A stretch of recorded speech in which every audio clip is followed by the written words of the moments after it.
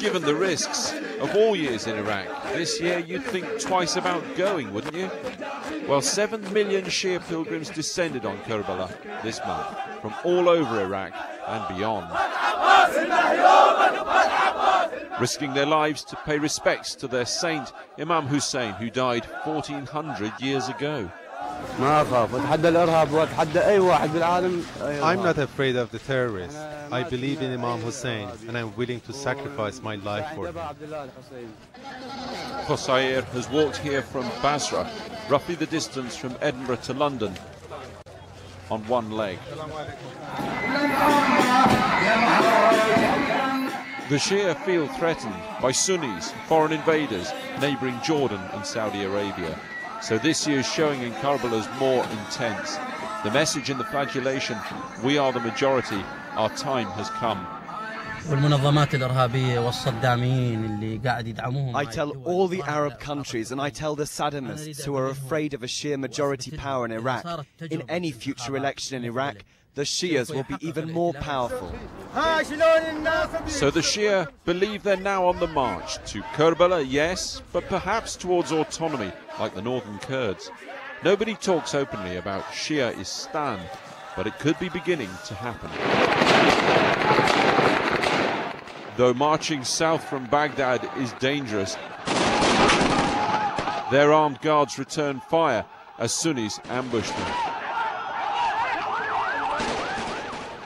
But in the south, they are safe under the protection of a Shia-dominated army and police force. Invoking the image of Imam Hussein, for the Shia, the ultimate symbol of a man prepared to defy the oppression of his people. The legacy of Imam Hussein is that you have to fight the oppressor. What you are witnessing in Karbala are the people who are liberated because of the ideas of Imam Hussein. Ali Hussein and Ahmed Ali are in the Mahdi army, the militia loyal to the Shia leader Muqtada al-Sadr. To the Americans, they are terrorists.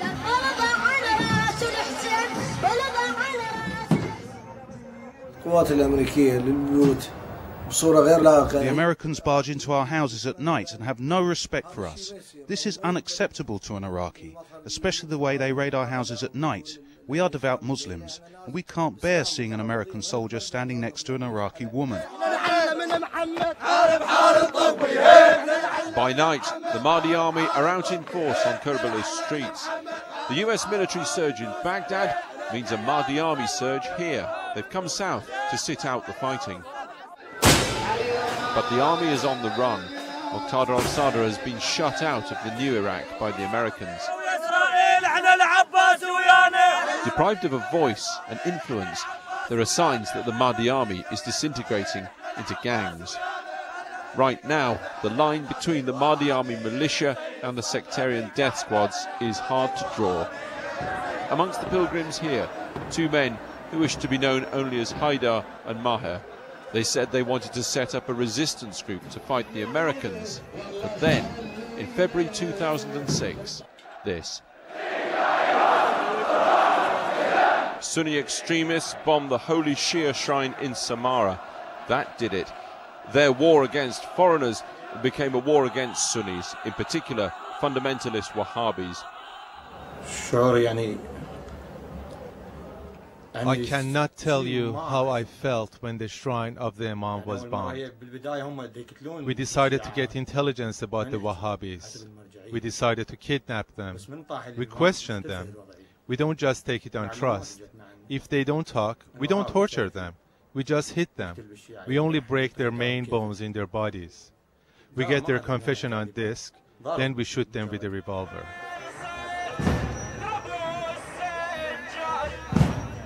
Their death squad operates up in Baghdad.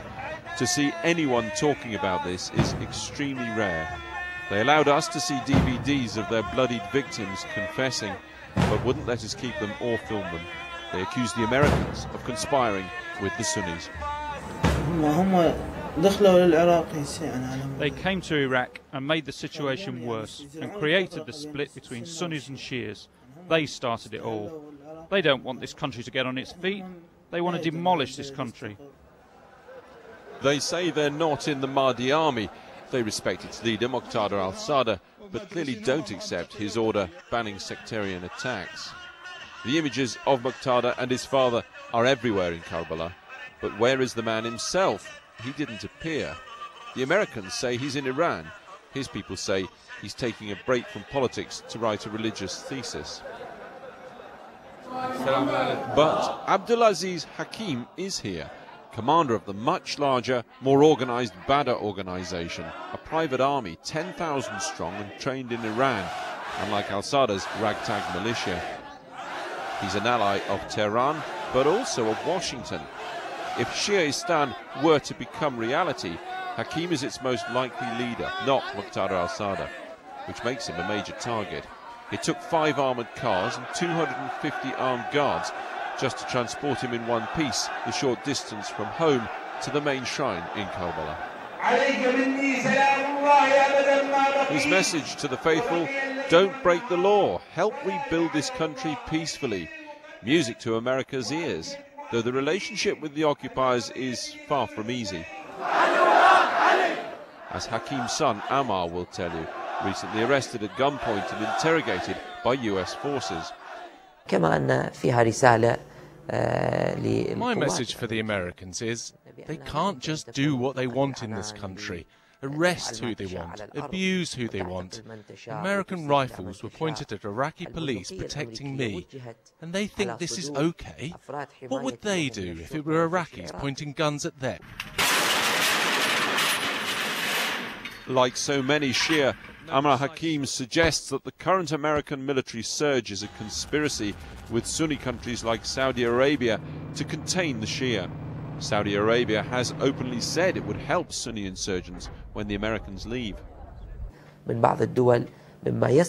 Some countries are actively helping large numbers of terrorists to enter. There's talk of 20,000 Arabs who want to blow themselves up and reach paradise by the tears of innocent people.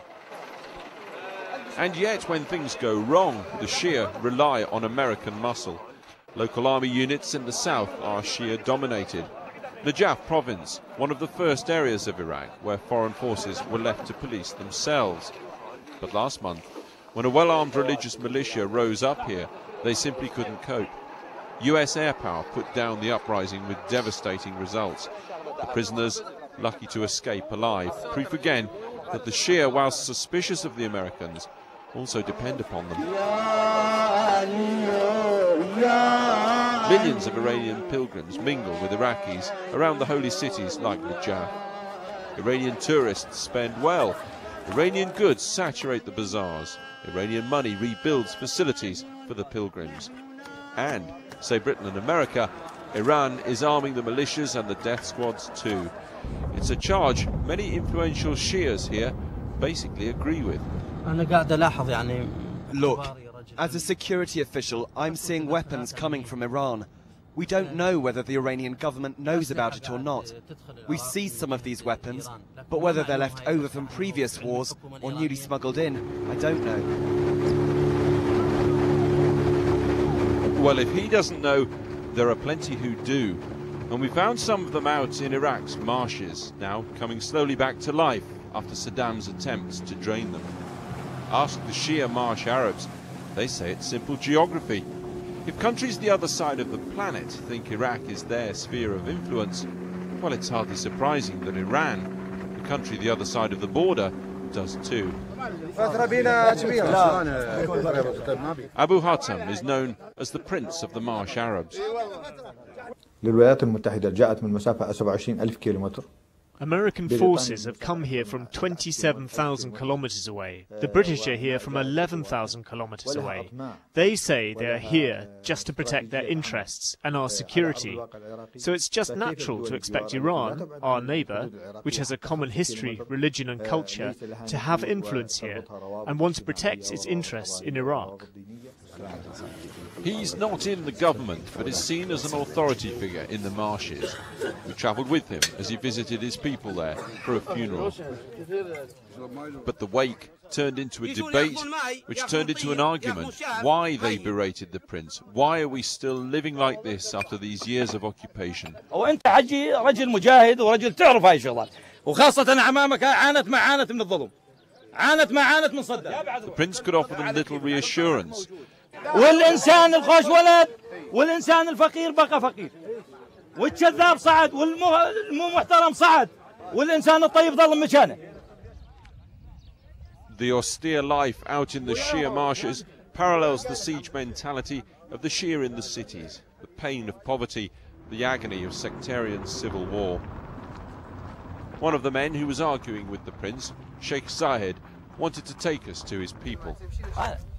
Look at the situation here. That's how poor people live. These are their houses. They didn't have anything under Saddam. And this is their situation now. Everything's the same.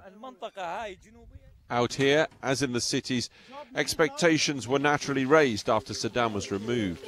But across the country, from Kurd to Sunni to Shia to the Marsh Arabs, expectations have not been met. The Americans are hypocrites. They came here and pretended to be the liberators, but they are the occupiers. Since the beginning of the war, the Americans haven't done anything for us. It is true, they got rid of Saddam Hussein, but they did it for their own interest, not the interest of the oppressed Iraqi people. Abu Hatam, Prince of the Marshes, was once a legendary fighter against Saddam. During the invasion, he was a key ally of the British. Now, though, he's questioning his support of the occupation. Every time I hear there's a debate in the British House of Commons, I'm shocked that people from different ministries, especially the Ministry of Defence, say they've done a good job and rebuilt Iraq. If this is what people are saying, this is very misleading and wrong information. Whatever the British are saying, they all want out of Iraq. But the Prince of the Marshes, even now, does not want them to cut and run. The British should think about what they're doing before getting out of Iraq. They should give it serious consideration. They came and occupied Iraq without any plan whatsoever. They shouldn't repeat that mistake by leaving without a plan.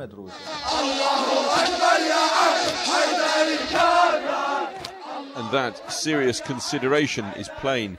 Should the foreigners leave quickly, will Shia-istan become more of a reality across southern Iraq? Will it turn even more upon its Sunni neighbours? Will it turn upon itself?